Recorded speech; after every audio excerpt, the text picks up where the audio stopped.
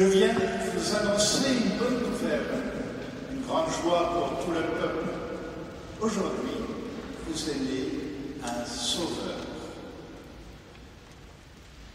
Tel est le message transmis par l'ange du Seigneur au berger dans la nuit de Bethléem, la nuit de la Nativité. Et le monde, aujourd'hui encore, en perçoit l'écho.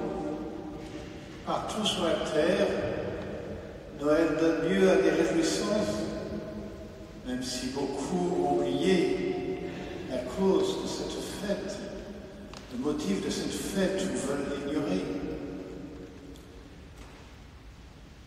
Peut-être dans le message de l'ange, le mot le moins bien compris aujourd'hui est celui de sauveur.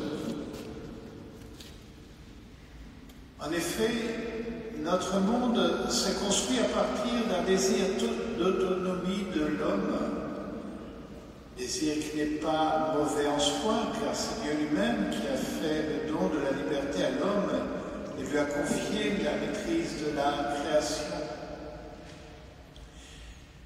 Mais dès le commencement, ce désir s'est perverti en rejet de Dieu par l'homme, comme s'il n'y avait pas de place à la fois pour Dieu et pour l'homme, comme si Dieu et l'homme étaient en concurrence. On retrouve là la racine du péché des origines, où l'homme, préférant écouter celui que Jésus appellera le père du mensonge, est entré, donc quand l'homme est entré dans une relation de méfiance et de soupçon envers Dieu, pour finalement vouloir prendre sa place, comme lui suggérait le tentateur. Vous serez comme des dieux. Mais dans cette logique, l'homme tend à réduire son humanité à ce qu'il maîtrise ou ce qu'il croit maîtriser. C'est ainsi que l'Occident a cherché successivement son salut dans la raison, dans la science, dans la révolution, et finalement dans le dernier avatar idolâtrique d'un faux salut humain, la consommation. Il n'a fait que mutiler et dégrader son humanité en prétendant prendre la place de Dieu. Oui, il l'a fait tout en cherchant à faire illusion par un vernis superficiel d'un vague humanisme qui craque de toutes parts. Toutefois, la nature humaine, même blessée et dégradée, défigurée, reste obscurément tournée vers Dieu comme sa source et sa lumière. En définitive, le désir de Dieu, inscrit au plus profond de notre cœur, est le moteur secret de la vie humaine et ce qui lui donne sens et espérance. Saint Augustin, qui a longtemps erré sur des chemins détournés à la recherche de la vérité, l'exprime ainsi: tu nous as fait pour toi, et notre cœur est sans repos tant qu'il ne repose en toi.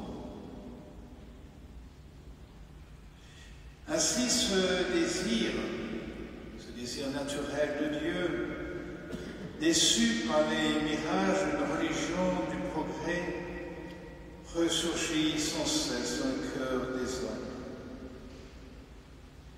Et les nombreux catéchumènes adultes qui se lèvent actuellement dans notre pays en sont le signe. Cependant, ce désir se traduit souvent aujourd'hui par une soif désordonnée qui confond vraie spiritualité et attrait pour l'irrationnel, vraie intériorité et repli égocentrique sur un prétendu développement personnel pour la plus grande fortune des gourous et des faux prophètes. Est-ce bien là le Sauveur qui nous est donné cette nuit de Noël? L'ange invite les bergers à reconnaître le Sauveur attendu dans un nouveau-né emmailloté et couché dans une mangeoire. Oui, le Sauveur, selon l'Évangile, c'est le Fils de Dieu lui-même qui se fait homme, né pauvre parmi les pauvres, pour nous libérer de la suffisance humaine et de ses impasses, et pour nous inviter à donner la première place dans notre monde aux pauvres, sachant que c'est en eux que se reconnaît le Christ. Le Sauveur, selon l'Évangile, c'est le Fils de Dieu qui prend sur lui le poids des péchés que l'humanité a cumulés et qui l'étouffe peu à peu. Cette humanité, il va la chercher jusqu'au plus profond des ténèbres du mal où elle est tombée. Elle l'a brebis perdue. Dans le mystère de la croix, Jésus se laissera engloutir par la mort pour nous arracher à son pouvoir et nous ouvrir le chemin vers son Père et nous introduire dans la liberté et la gloire des enfants de Dieu.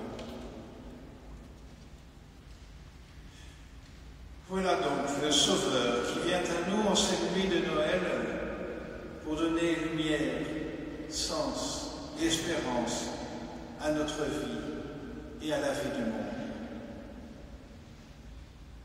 Voilà ce que l'ange est venu annoncer aux bergers, une bonne nouvelle, une grande joie pour tout le peuple. Aujourd'hui, vous est né un Sauveur. Et ce salut est appelé à s'étendre à tous les hommes, selon ce que dit saint Paul dans la seconde lecture, dans sa lettre à son disciple Tite. La grâce de Dieu s'est manifestée pour le salut de tous les hommes. Et la suite de ce passage, vous l'avez reconnu, a inspiré la prière que dit le prêtre après le Notre Père à la messe. Délivre-nous de tout mal, nous, et ça se termine par nous qui attendons que se réalise cette bienheureuse espérance, l'avènement de Jésus-Christ, notre Sauveur. Tout à l'heure, ce soir, notre pape François a ouvert la porte de la naissance, la porte de l'espérance. Et il nous appelle à vivre tous en pèlerins de la bienheureuse espérance. Et cette bienheureuse espérance, vivons-la tout au long de cette année sainte et tout au long de notre vie. Les yeux du cœur tournés vers l'avènement de Jésus-Christ, notre Sauveur.